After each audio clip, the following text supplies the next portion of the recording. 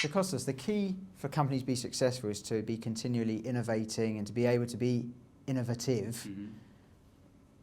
How do they start? Where do they start?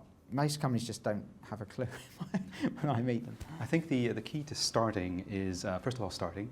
So not talking about it, but actually doing something. But also allowing yourself to see the fact that innovation is just too big a word, typically, and it covers everything. And if you look at, I guess in my case or at our business, daily life is, you could almost say there are three different types of innovation.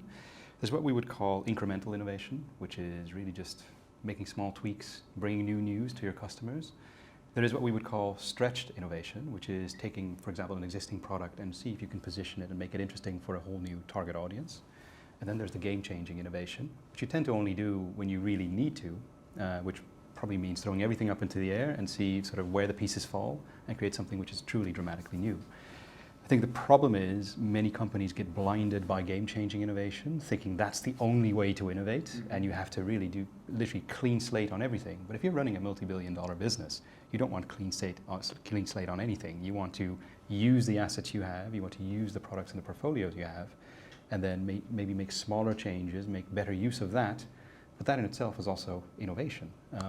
So not being blinded by having to, say, game change everything, but understanding that if you're smart and can continuously sort of make the small tweaks that actually matter, that ensure your products retain their relevance to consumers, who are of course always changing, then that's really sort of where to start, I'd say. And don't go for game changers if you've never done the incremental bit.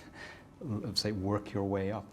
Make the small tweaks first, then do the more dramatic bits, and then you truly see new opportunities out there, then you do something which is genuinely new. But if you've not done it before, that's not where to start, because that's the most difficult bit to do.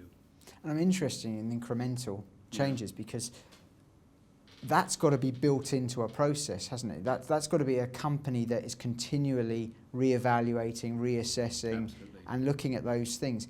How does a company go about doing that? Because I think, too many businesses that I work with, they get very bogged down in everything they're doing, yeah. and they do lose their relevance over time, and they kind of almost don't see it happening because they don't have a chance to. Yeah. So how does a business create space, I think is the way you term it in the book. How do people create space to allow it to happen within the busy day? It's well, maybe dissecting what incremental can mean first. So if you look at, say, across the marketing mix, product, packaging, channel, pricing, there are all these different elements which you can choose to change.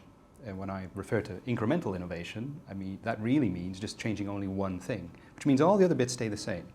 That makes it very manageable, and to, well, I guess, paraphrase the point you made, that's something you can actually operationalize, because you're not indeed changing everything, which means that whatever the new product will turn out to be, it will still be quite similar to what you had before.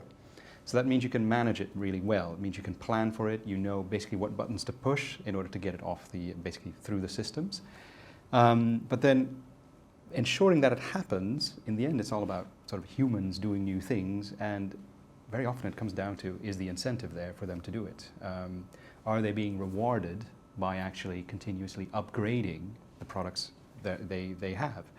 And if anything, very often you see that there are different KPIs existing within an organization. You have, say, a marketing team who just want as many different products as possible, as many SKUs as they can possibly push out. Then you'll have the operations team sitting at the exact opposite end. They only want one SKU, preferably one that's black, and that one is called a Model T Ford, for example. And then you have R&D who would prefer to look maybe 5 years out, and then you have manufacturing engineering who preferably look like 6 weeks out. So there's all these differing, well, let's say, KPIs and horizons upon which everyone works. And I guess step one is probably aligning those. One of our major, say, clients actually expressed that as one of the simplest things they did about 10 years ago to become dramatically more effective at innovation, is making sure that their operations teams have exactly the same KPIs as their, say, marketing and innovation teams. Sounds simple. It's absolutely not what happens, at least in almost any other account we work with. But that ensures that people have a common goal to go towards, and they know that, well, whatever their product package is now, or their portfolio of products is now, a year from now, 20% needs to be replaced, simply by something which is better or more relevant. And by making sure people see the fact that they can actually, well, maybe pay off their mortgage a little sooner if they continuously do that, they will actually drive for that change. And again, it's not dramatic changes. It's not throwing everything up in the air. It is just making the small tweaks on either product or pack or the way it's being brought to their consumers. Could be anything, but it's the small tweaks you then force to happen.